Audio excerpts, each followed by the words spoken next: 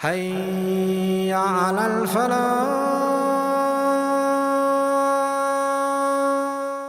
One of the sisters asked a little bit earlier about, am I hypocritical if I just were to wear the hijab in Ramadan and then no?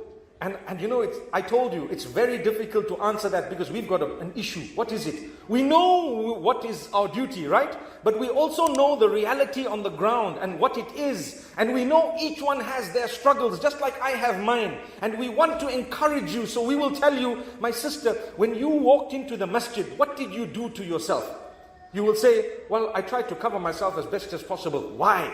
Because you know what? This was the house of Allah. I know I've got a duty, but when I came to the house of Allah, I felt more obliged to be more appropriately dressed in a way that perhaps I will not displease Allah in His own house.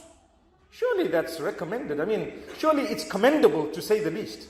Commendable, right? Because you walked in and you felt for a moment, hey, you know what? This is the house of Allah. When you go to Mecca, for example, you won't just walk around in whatever you might have been if you weren't properly dressed. Just an example. The guys who smoke, they won't just light a cigarette and start smoking in the middle of nowhere. No, they won't. It's a sign of Iman when you say, hey, hang on, this is the house of Allah, throw this thing away. Sometimes when you see a religious person, it happens that, you know, you tend to throw away the cigarette. I know of people who do that. I know of some people, they have the scarf on their shoulders, and suddenly you see a guy with a beard and you put the scarf up. I used to wonder when I was in India, and it used to happen a lot. And I used to say, am I the only man here? And I realized, yes, I am. Subhanallah. When I say yes, I am, I mean, you know what, you got a beard, you actually, somehow something happens to them, you know. And they just feel, no, gosh. But I want to tell you, it's from the hadith of the Prophet ﷺ regarding the angels. And the hadith says, the angels are affected by what a normal pious human being would be affected by in terms of negativity. When a person does something that is not upon the level of morality or values that Islam teaches. Did you hear what I just said? So the angels, they get affected by it. إِنَّ الْمَلَائِكَةَ لَتَتَأَذَّى. Meaning these angels, they feel this adha, this discomfort, this pain. When I say pain, I mean it's like a grief at what is done in terms of that which would affect a normal pious human being. You know, they probably wouldn't judge, but they would feel, at least to say a little prayer in their hearts if they had a golden heart. If you have a golden heart and you see something going wrong, the first thing you do is you reach out to the person with a prayer within your heart. Within your heart, say a dua to Allah. Oh Allah, help me and help them.